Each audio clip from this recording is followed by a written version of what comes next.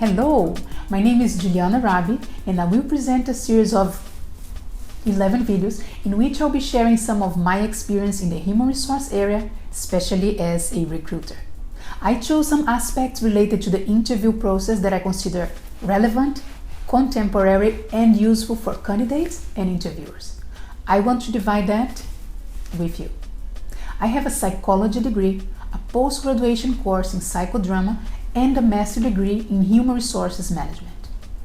My main work experience in the last decade has been in human resources departments, mainly in recruiting and selections. When I talk to people about my job and experience with interviews, more than once I heard that my stories were interesting and helped them to think about the selection process in a different way. So one day I decided to create a blog and recorded some videos. It's very nice when I'm surfing on internet and I find an interesting article that helps me to rethink about my professional career, about my work, about my relationship with candidates, co-workers, and supervisors. I feel thankful for those people who took their time to share that. So why not to do the same? Why not to share a little bit of what I have learned in many years of experience? I know what I know today because I studied and worked hard for many years, but also because other people shared their expertise with me during this process. Those people I met along the way, they helped me to grow, and some of them not even realize that. There is another interesting aspect of sharing knowledge, which is when I think about what I do and exercise putting into words, it helps me to clarify my ideas and my own thoughts. Today, I'm proud of myself that I have something to share here. I'm very excited about this new project and I'm putting all my energy and effort on it. Not everybody has a blog or videos on YouTube, so I found it an interesting thing to work on it.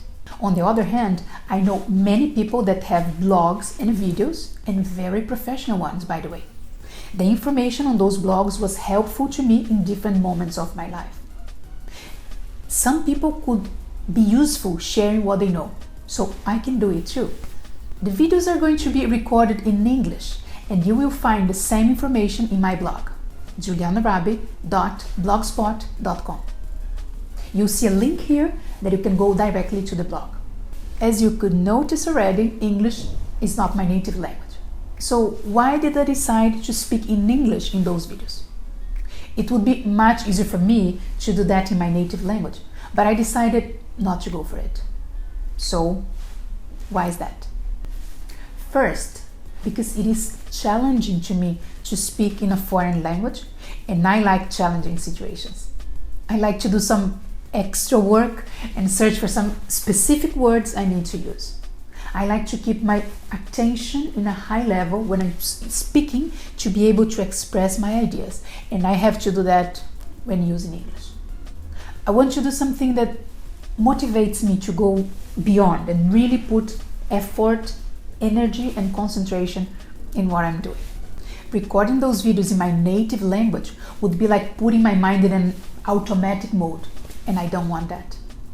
The second reason is to show that we can achieve things that we want if we prepare ourselves and do it. I'm sure I'm going to do several spelling mistakes or mispronounce some words. So what am I planning to do? Well, I will do my best. I am able to express myself in English, and this is my main point here. If I can express myself, I can share my experience, right? Even if I'm not speaking my native language. I have been using English for the last 8 years on a daily basis, and I also use it constantly with friends in my free time. I read in English, I watch movies, I act in English. So why not record the videos in English? I consider I can reach more people with English than I would do using the other language I can speak. On the process of deciding in which language I was going to record those videos, I realized I was already enjoying being active in a project that was motivating me. This experience is something new for me. I have never done anything similar. The creation process that starts when you decide to go for a new project is very powerful. being here now is taking me out of my comfort zone. I found already many excuses to forget about those videos in my blog and not waste my time with things like that. I thought about giving up several times.